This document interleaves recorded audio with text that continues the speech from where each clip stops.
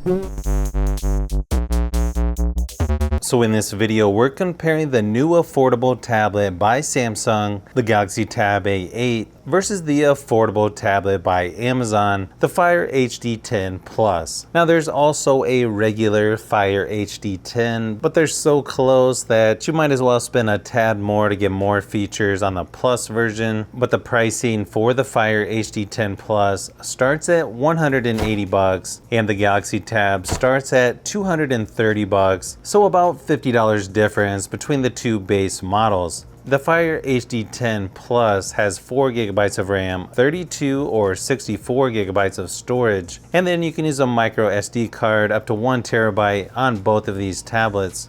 Depending on which Galaxy Tab you get, there's a 3 GB of RAM or 4 GB, and then storage options go up to 128 GB. Probably one of the most important features when it comes to tablets is gonna be the screen. You get a 10.1 inch 1080p resolution on the Fire HD 10, and it's about 10% brighter than their previous version. And then you get a 10.5 inch, also 1080p resolution on the Tab A8. But then things get a little interesting here. You get 1080p resolution when watching YouTube videos on the Galaxy Tab, but you can go all the way up to 2160p resolution on the Fire HD 10. Even though it's not the YouTube app on the Fire tablet, it's more of a desktop version, but hey, it still looks really good in person at that 2160p resolution versus only 1080p on the Galaxy Tab. You're also going to get full HD playback on Netflix for the Fire HD 10, where you only get SD playback resolution on the Galaxy Tab. The other thing that I noticed with the Fire HD 10, it tends to look brighter and has better viewing angles, especially when comparing these solid colors on the screens right next to each other. So yeah, surprisingly, the Fire HD 10 is gonna look a little better, a little bit sharper with that higher resolution, depending on which app you're using when watching movies and YouTube videos. One really nice thing about these two tablets, you're gonna get decent battery life regardless of which one you choose. I got about 9 hours battery life on the Fire HD 10 Plus, only about 7 hours on the Galaxy Tab A8 during my battery drain test. But just keep in mind, this is at 100% screen brightness, so you'll easily be able to get through a full day of normal use on either tablet, probably 2 days if you turn the screen brightness down. Now, if you like tablets, phones, and other tech, consider hitting that subscribe button. I try to cover as much on the channel as possible, and I'll be posting more videos this year than ever before.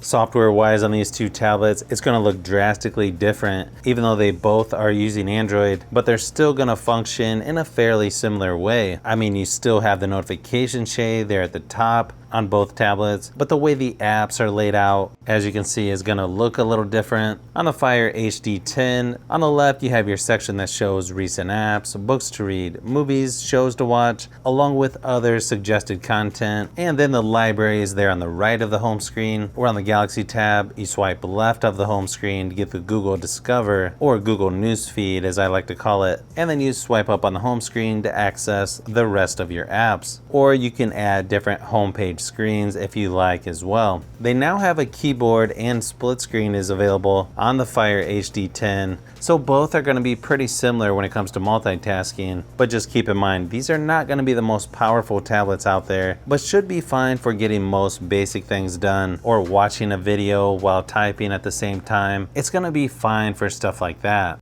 I'm not going to go into great detail on which has the better software, but I will mention that I like parts on both of these tablets. I do give the slight advantage to the Galaxy Tab though, because it's full Android. On the Fire HD 10, it feels like you're in a walled garden or something, and you can only get access to certain things that Amazon thinks you should have access to. In my opinion, I feel like they would sell a lot more tablets if they would just open that gate to the rest of the Android world.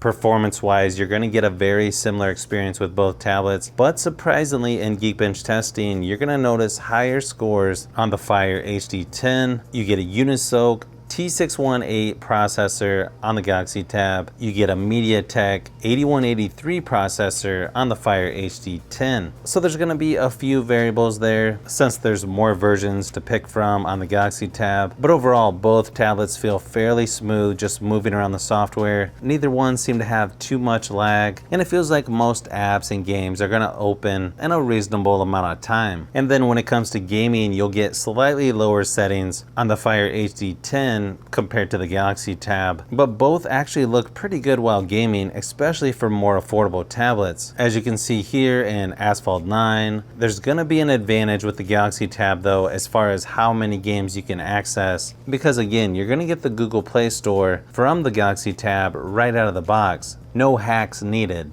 Good thing is they've continued to add some of the more popular games on this newer version of the Fire HD 10. So as long as the games you like are available, I think most people will enjoy playing games on either tablet. Another good thing is you get a headphone jack on both tablets. Only wireless charging though is available on the Fire HD 10 Plus. And then on the back you have like a really soft, pretty durable material there on the Fire HD 10. On the back of the Galaxy Tab A8, it's got more of a metal finish on it. The Fire HD 10 is almost like you could just throw it on the ground a couple times. It's not really gonna hurt it. Where I feel like you could just drop the Galaxy Tab A8 and be lucky if it turns back on.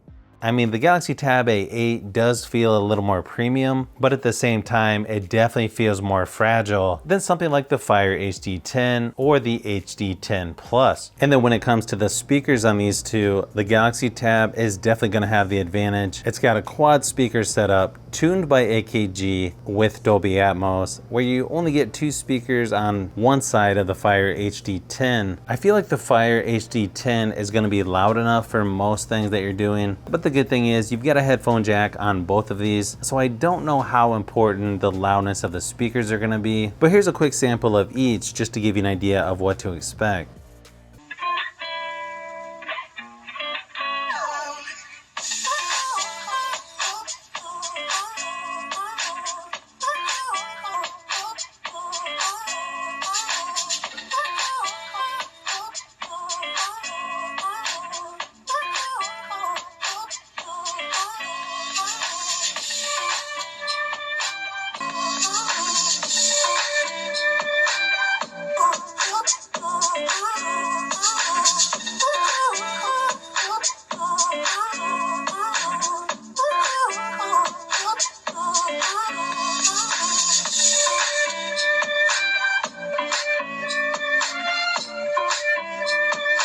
In case you're wondering, the cameras on these two tablets are not going to be my first pick if I had to do a Zoom meeting or video conference call. Considering you only have a 5 megapixel rear facing camera and then a whopping 2 megapixel front facing camera on the Fire HD 10, you get a little better on the Galaxy Tab with 8 megapixel rear, 5 megapixel front facing. I mean, the good thing is you get 1080p resolution for video on both tablets, but only the rear facing camera on the Fire HD 10 is 1080p. The front facing is 720p. Here's a few samples of photos and video just to give you an idea of what to expect from each tablet. In case it's hard to tell, I mean, both tablets are going to struggle with low light situations, so you're going to want good lighting regardless of which tablet you're going to use. More than likely, your current cell phone is going to be better than either of these. Even budget phones around the same price as the Fire HD 10 are going to be better quality.